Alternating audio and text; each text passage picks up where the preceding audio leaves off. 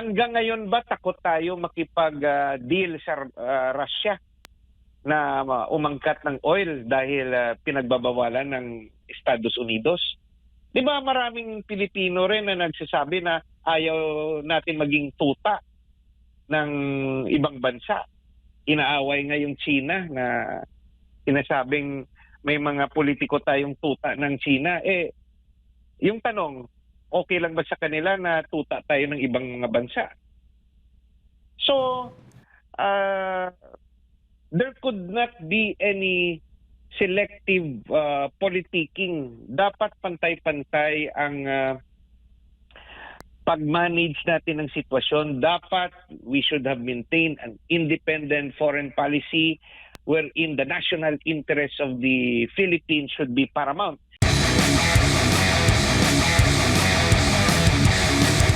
Unti-unti na pong nararanasan o nararamdaman ng ating mga kababayan yung naging epekto po ng sigalot doon sa Middle East. Attorney Sap, base po sa monitoring ninyo, naging handa po ba ang ating pamahalaan dito po sa nangyayaring sigalot doon sa Middle East? Considering na before po nangyari yung palitan po ng missile doon po sa Middle East ay ilang linggo po yun bago nangyari ay nakikita na po natin yung kumbaga pagporma ng Estados Unidos at ng Israel doon sa Iran. Naging handa po ba yung ating bansa dito, Attorney? Sa tingin ko hindi yung paghahanda natin yung regular na paghahanda na meron tayong stocks ng oil for 60 days. Yun lang. But to make arrangements, for example, na in the event of war sa Iran at hindi makalabas yung mga oil sa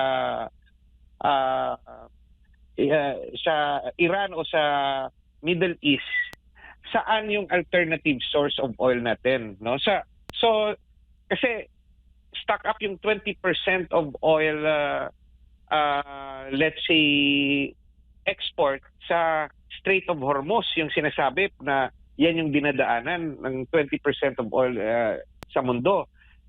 Ilang porsyento yung kinukuha naman ng Pilipinas sa Middle East. So dapat kung gumagana ang confidential fund, no? Yung mga analyst natin, kung gumagana yung strategy planning ng Department of Energy, nung Department of Trade, dapat napag-usapan na nila na in the event of war at let's say wala nang makaka-pass through sa Strait of Hormuz, saan tayo bibili ng oil? O dapat nakikipag-usap na tayo sa Russia way ahead. Nakikipag-usap na tayo sa ibang bansa kung ayaw natin sa Russia dahil pinagbabawal ng Estados Unidos. Or ito, yung pinakasagot. Binabawalan tayo ng Estados Unidos na kumuha ng oil sa Russia. Dapat kumuha tayo ng guarantee sa Estados Unidos na sila yung mag-supply sa atin ng oil. Especially na meron na silang special arrangement with Venezuela. The United States is also a oil-producing country. Kaso yung stockpile ng US, masyadong mahaba. Baka 1 taon, 2 taon. Tayo, 60 days lang. We should talk to the United States na kayo po yung nagbabawal na makikipag-dealing kami sa Russia, pero can you guarantee us oil?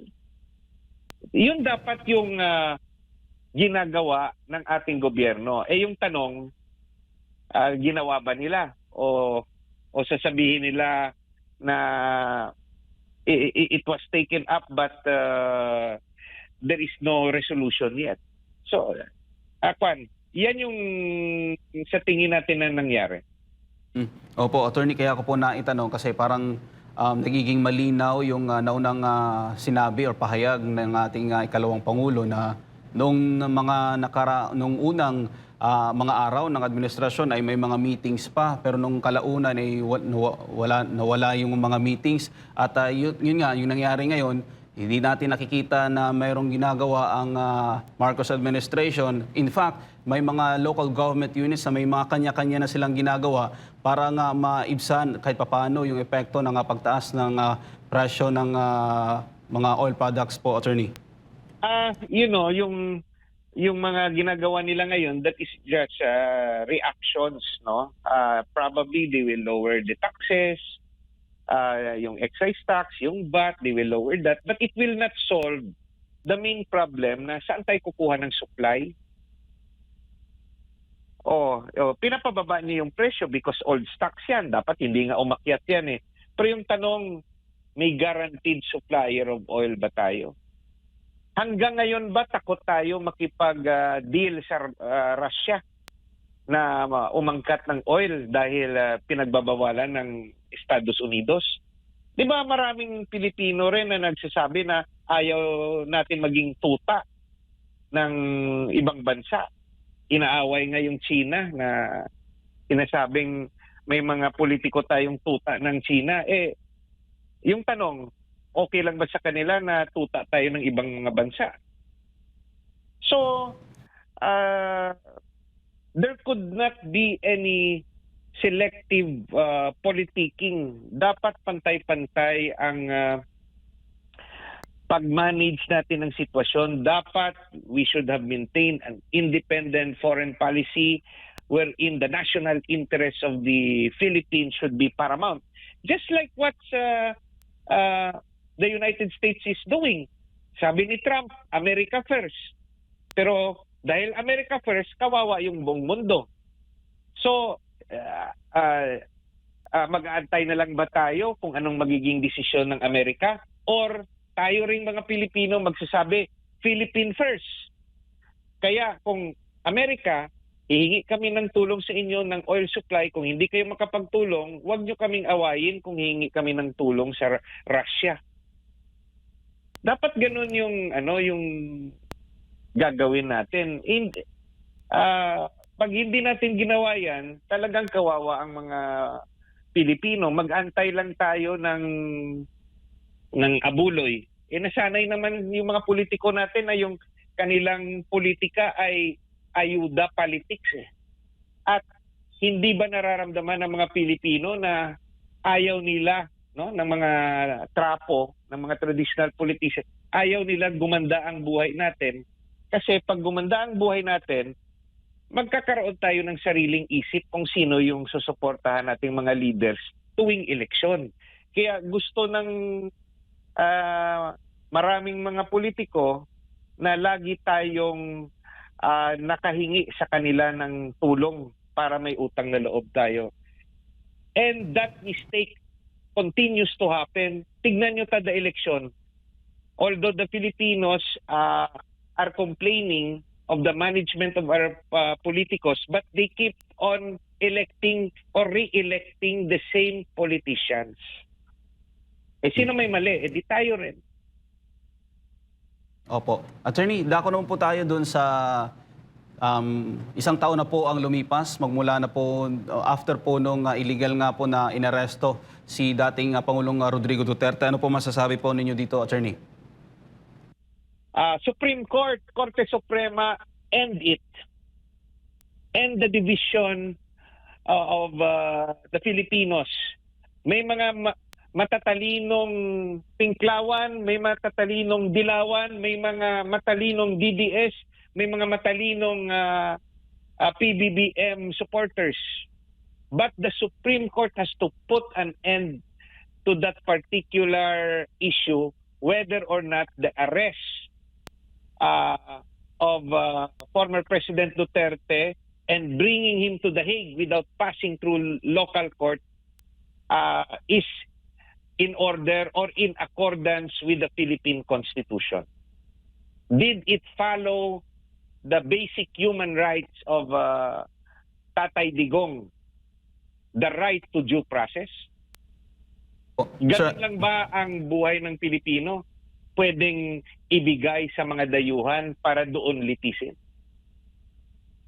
Po, sir, ano naman po masasabi ninyo dito na parang tila mas importante pa sa palasyo yung issue ng EJK kumpara doon sa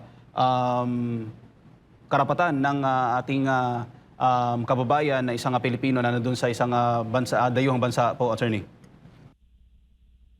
Personally, no, all I can say, no, yung issue na sinasabi nilang EJK,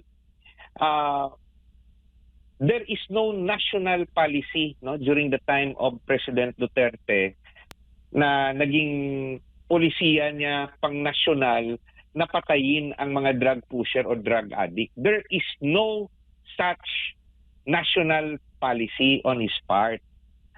Hindi rin natin mapagkakaila that there were deaths that happened. There were killings that happened. There were assassinations that happened. But hindi natin maituturo kung sino yung pumapatay at kung may involvement ba yung gobyerno. Now, why do I say this? No. Nung panahon ni dating Pangulong Duterte, nung administrasyon niya, yung ating mga BJMP, Bureau of Jail Management Penology, na mga prisons, puno, mga 70 to 80%, no? I may be wrong, no? But my estimate is 70 to 80% of our jails drug-related. May relasyon sa illegal drugs. Punong-puno yung mga kulungan. Buhay naman yung mga taong yan eh. Kasi it is a national policy na patayin ang drug pusher at drug addict. Dapat hindi yan kinulong. Dapat patay yung mga bilanggo na yan. There would have been mass killings, but there was none because the killings cannot be attributed to a national order by President Duterte. It could have been done by men in uniform or by the syndicates na takot sila na mabuking o malaman ni President Duterte yung kanilang involvement sa sindikato. Pinapatay nila yung kanilang runner o yung kanilang mga contact sa underworld. Hindi ba natin inimbestigahan yan? Siyempre matatakot yung kung may mga corrupt na pulis o sundalo na yumaman sila dahil hindi sila satisfied sa kanilang regular na sahod. Gusto magpayaman as protector. Binibigyan sila ng protection money. Nung pagpasok ni Pangulong Duterte, kinabahan sila kasi merong strong campaign against illegal drugs. Baka ituro sila. Anong gagawin nila? It is really possible na sila yung nagpapatay. But there was no order from the President na patayin ang drug lords, drug pushers, or yung mga addicts because punong-puno nga yung mga kulungan ng mga preso na drug-related. Yan yung aking obserbasyon. Now, regarding sa priorities ng government natin, dapat lang naman imbestigahan ang EJK because it is wrong. It is inhuman na papatay without the law allowing it, and it is inhuman, no, illegal na magbibigay ka ng hustisya without due process. So, our Philippine government should exert effort to investigate EJKs that happened during the time of former President Duterte and even EJKs that continues to happen. Now, yung pinaka-question lang naman sa pag-aresto kay Pangulong Duterte, bakit hindi dito sa Pilipinas pinayla ng kaso at bakit hindi dito ilitis si Pangulong Duterte sa harap ng mga Pilipino? Because dito nangyari ang mga EJKs at kung siya'y tinuturo na mastermind, dito siya litisin sa ating sariling bansa. Lalo na hindi naman natin masasabi na iwa-whitewash yan kasi hindi naman sila magkaibigan ni Pangulong Marcos who has the control over the DOJ, over the NBI, over the PNP, over the military. There would be a fair proceeding pag dito sa Pilipinas.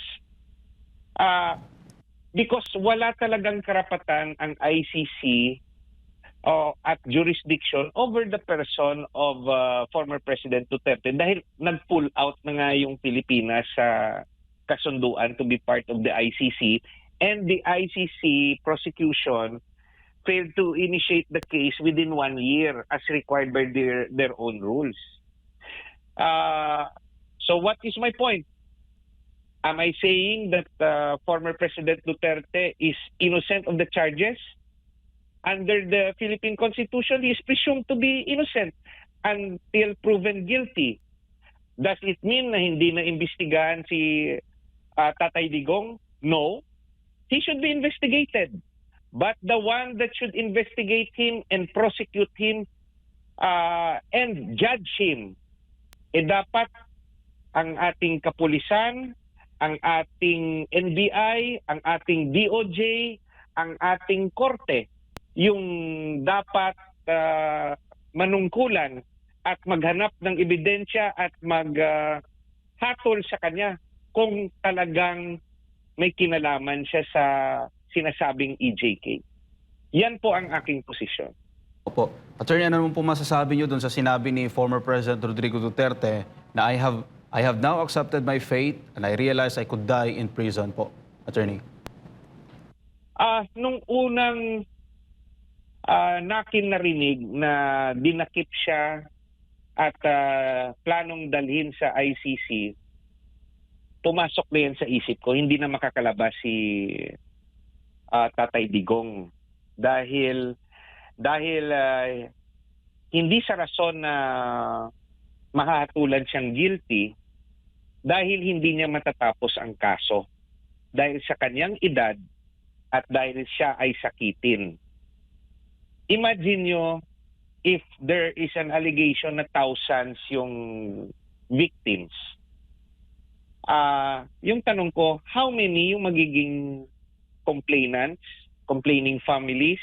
How many yung magiging witness per case? Marami yan. At tanong rin, how many rin yung mga inaakusahan na interconnected yung mga kaso nila sa isa't isa? O dinama yung pangalan ni Senator Bato de la Rosa, dinama yung pangalan ni Senator Bongo, dinama yung pangalan ng mga kapulisan natin.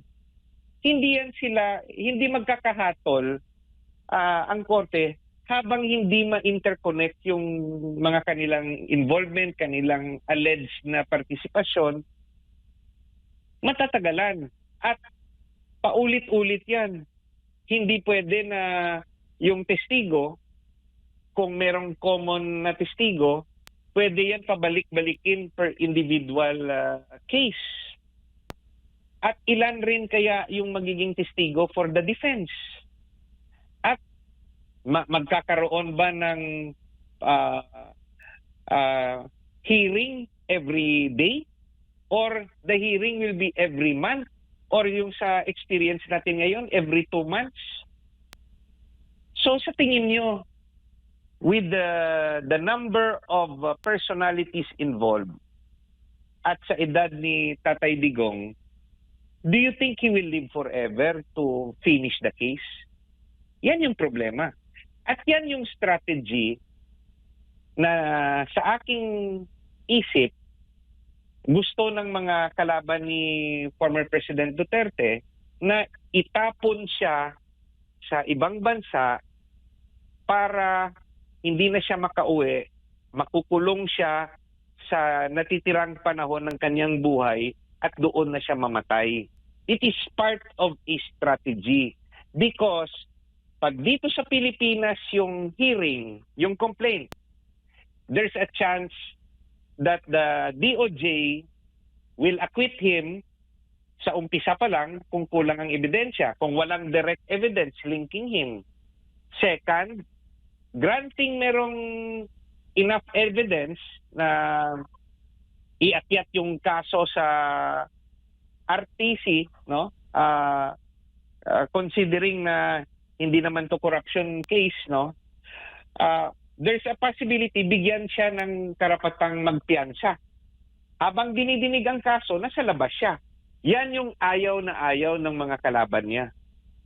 And third, pag dito sa Pilipinas, because we believe na yung sa justice system natin nagsasabi na kailangan i-prove nila beyond reasonable doubt para to convict him, there's a chance may tinatawag tayong demurrer to evidence na pagpresenta pa lang at pagkatapos magpresenta ng testigo at ng ebidensya ng prosecution, sasabihin ng depensa, hindi na kami magpipresenta ng aming witnesses. You rule based on the evidence of the prosecution. Shortcut yan, demurrer to evidence. At confident kami na mapapawalang sala si Tatay Digong. He will have a better chance na earlier magdidesisyon ang RTC. Yan ang kinakatakutan ng kalaban ni Tatay Digong kasi he is the leader of the opposition sa kay Pangulong Marcos. Habang nandito siya, merong tatakbuhan ang tao, no? Na father figure, opposition figure.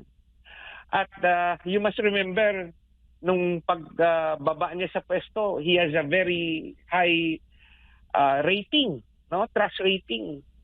At maraming nagmamahal sa kanya. Kaya yung nangyari sa kanya ngayon, this was planned.